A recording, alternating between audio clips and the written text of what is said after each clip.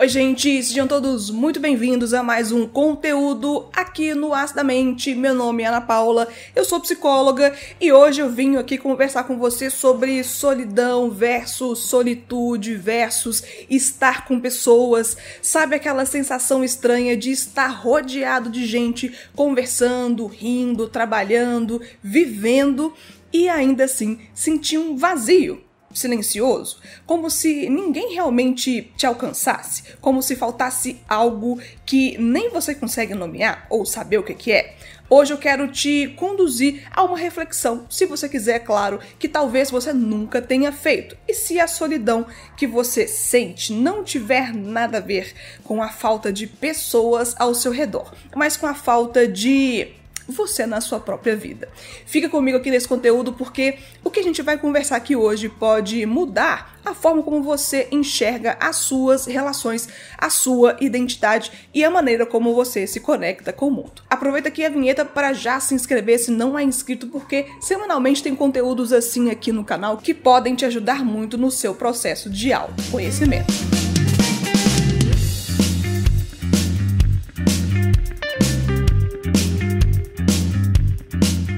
Muitas pessoas me procuram dizendo: eu tenho família, tenho amigos, eu trabalho, converso com tanto de gente o dia inteiro, mas por que eu ainda continuo me sentindo tão só?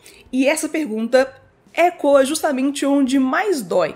Não é a quantidade de vínculos, a quantidade de pessoas, mas a experiência interna de existir. Do ponto de vista da psicologia existencial, sentir-se só, mesmo estando rodeado de pessoas, nos mostra algo que é basicamente humano, a percepção de que ninguém pode habitar completamente o nosso mundo anterior, não vai ter ninguém que vai te preencher por completo. E isso não é uma falha sua, é uma condição de ser humano.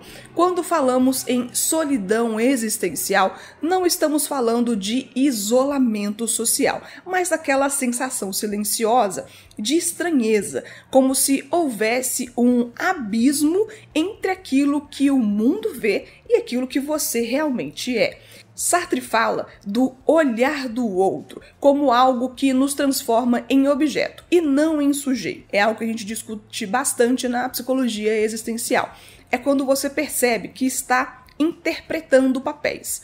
O filho o exemplar, a profissional competente, o amigo que sempre está lá para ajudar. Papéis que são sim importantes, não estou aqui para diminuir isso, mas que raramente toca a essência do que você realmente sente e precisa.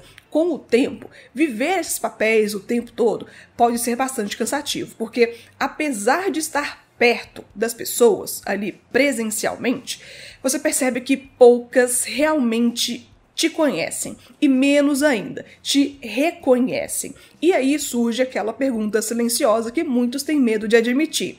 Se eu mostrar quem eu sou, realmente eu serei aceito? Esse medo, que não é incomum, produz aqui um paradoxo emocional. Buscamos conexão, mas evitamos exposição. Queremos ser vistos, mas tememos ser percebidos demais. Então a gente cria uma versão de nós mesmos para circular nesse mundo. Uma versão funcional, educada, coerente, gente boa demais. Enquanto escondemos aquilo que é nosso, nossas fragilidades, inseguranças, dores e necessidades mais íntimas. E quanto mais bem sucedida essa máscara é, mais invisível a nossa essência se torna. O resultado disso tudo é um tipo de solidão que não tem ligação com a presença física, e sim com a ausência emocional. Estar acompanhado não é a mesma coisa que ser encontrado. Estar cercado de palavras não significa ser compreendido, ter uma conversa. E esse desencontro progressivo entre o que a gente mostra e o que nós sentimos se torna, de pouquinho a pouquinho, uma forma de exílio interno. Você está cada vez mais presente na vida, mas não exatamente presente em si. A psicoterapia existencial entende isso tudo, esse sentimento, não como um defeito, como um erro de fábrica seu, mas como uma possibilidade de se reencontrar. A solidão profunda costuma aparecer quando nos afastamos de nós mesmos, quando tentamos tanto, ferrenhamente, corresponder às expectativas externas ou até expectativas imaginadas que você cria aí na sua vida, que acabamos deixando de lado aquilo que nos constitui de verdade. A vida vai passando, o tempo ele não para. E quando você percebe que aos poucos você troca a sua autenticidade por aceitação, liberdade por aprovação e espontaneidade por controle, você percebe que esse é um processo que vai se tornando cada vez mais naturalizado por você e reforçado pelos demais. E quando você finalmente percebe isso, surge aquela sensação de vazio. Mas esse vazio não significa necessariamente ausência de sentido. Significa que o sentido que nos guiava não está mais funcionando, não está mais colando. E aqui começa a parte mais difícil. Mas consecutivamente também aqui tem mais potencial transformador. É preciso ter coragem para se olhar de verdade. Coragem para reconhecer que certas relações que ocupam esse espaço não necessariamente elas se alimentam. Coragem para aceitar que algumas pessoas gostam do que você oferece e não do que você é. Coragem para perceber que às vezes você se traiu para caber em lugares que não te pertencem. Mas acima de tudo, cara pessoa, coragem para construir vínculos onde a sua subjetividade tenha permissão de existir com complexidade, mesmo que seja contraditória, mesmo que ela seja vulnerável. É claro que esse processo ele não acontece de forma imediata, até porque a sua percepção disso deve ter demorado aqui alguns bons anos. Estamos falando aqui de meses, anos, décadas, de funcionamento emocional que foi repetido ao longo de vários cenários diferentes, com várias pessoas diferentes. Não podemos simplesmente decidir ser diferente da noite para o dia, porque os nossos padrões afetivos são construídos a partir de nossas experiências. Se você cresceu precisando ser forte o tempo todo, é natural que você tenha dificuldade em demonstrar fragilidade. Se você aprendeu que demonstrar emoção leva automaticamente a alguma crítica, é natural que você se retraia. Não faz sentido?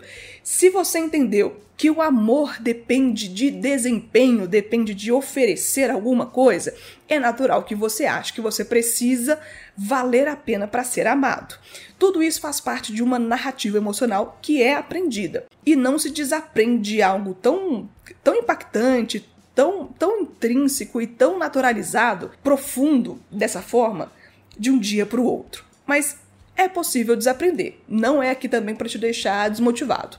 É possível você se reencontrar nesse fenômeno que nós estamos conversando. E é aqui que o autocuidado e a psicoterapia entram como movimentos de retorno para dentro de si. Quando você começa a perceber os seus limites, quando você começa a expressar o que você precisa para o outro, quando você entende que não se posicionar, se abster demais, significa ser egoísta, começa a se construir aquele terreno mais funcional, mais fértil para vínculos mais verdadeiros. A conexão genuína, cara pessoa, ela só acontece quando você decide aparecer. Não apenas fisicamente, não daquela forma, não ser o palhaço da turma, não ser aquela pessoa parecida demais, mas algo que é emocionalmente consistente consigo mesmo. A psicoterapia, ela não vai te oferecer respostas prontas. Já te digo aqui desde o início, para você já entrar nesse processo sabendo o que você pode esperar. Mas ela vai te oferecer esse espaço de encontro com você mesmo. Esse encontro que tantas vezes foi limitado, foi evitado ou foi cerceado. Um espaço onde a sua história ela pode ser ouvida sem julgamento, onde os seus conflitos podem ser examinados com um pouco mais de cuidado, onde as suas dores podem ser acolhidas, sem serem diminuídas ou julgadas. E esse processo, muitas vezes, é o que permite, pela primeira vez, que você experimente uma forma de relação em que você não precisa de um personagem, onde você possa apenas ser uma pessoa. E algo bonito acontece quando você começa a se sentir encontrado. Você passa a encontrar o outro também. Olha, até arrepiei aqui porque particularmente também eu já vivi essa experiência e ela é bem emocionante. Relacionamentos superficiais deixam de servir com o tempo e surgem laços onde existe reciprocidade, pertencimento, existe, cara, pessoa, verdade. A solidão, ela não desaparece por completo, porque ela faz parte da condição humana. Não é esse o processo que nós estamos falando, de excluir esse sentimento, mas ela vai deixar de ser sinônimo de abandono pessoal. E se você aí do outro lado, me vendo ou me ouvindo, se sentiu tocado por esse pensamento, não significa que você é uma pessoa fraca, inútil ou sem conhecimento próprio. Significa que você tem humanidade. Sentir-se só mesmo rodeado de pessoas não é um fracasso. É um chamado, isso é um lembrete para você, um chamado para você se olhar, para você se escutar, para você se reencontrar. E claro que você não precisa fazer esse caminho sozinho, já está se sentindo sozinho nessa descoberta. Você pode estar acompanhado de outras pessoas ou de técnicas para você conseguir ter esse momento mais bem aproveitado. Eu, enquanto psicóloga clínica, trabalho justamente ajudando pessoas que querem sair desse modo automático de existência e construir uma vida emocional um pouco mais autêntica, com mais consciência e estar mais conectada. Se em algum momento daqui desse conteúdo ou da sua vida você sentiu que é a hora de iniciar esse processo, eu tô aqui para te ajudar a caminhar do seu lado com profundidade, com responsabilidade, ética, com acolhimento. Não para te dizer quem você deve ser, mas para te acompanhar enquanto você redescobre quem você é. E se não for comigo, se for com outro profissional que você tenha confiança, que você conhece, tem referência, sabe muito bem ali de quem nós estamos falando, vá para esse encontro. Porque você não nasceu para caber em lugares, você nasceu para existir. E existir com verdade é esse primeiro passo para você conseguir entender melhor esse sentir sozinho mesmo estando acompanhado. Os meus contatos sempre estarão aqui na descrição dos conteúdos e também nos meus perfis. Mas de qualquer forma, se for com outro colega também, eu espero que você super consiga aproveitar esse momento, essa individualidade com você mesmo, estando com uma outra pessoa que vai te ajudar nesse processo. Se você chegou até aqui, talvez você tenha percebido que a solidão não é apenas a ausência de pessoas, é a ausência de vínculos que acolhem quem você é de verdade. Não existe solução mágica. Nem eu, nem nenhum profissional sério da psicologia vai te oferecer isso, essa mudança da noite para o dia.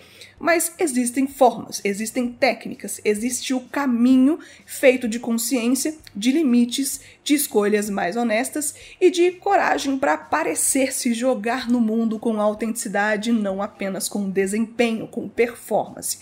A vida ganha outra textura quando você se permite ser visto e ao mesmo tempo se permite ver. Quando você sai do automático e começa a construir relações onde você não precisa se encolher para caber. E esse processo é possível, mas você vai precisar de paciência, cuidado e suporte adequado.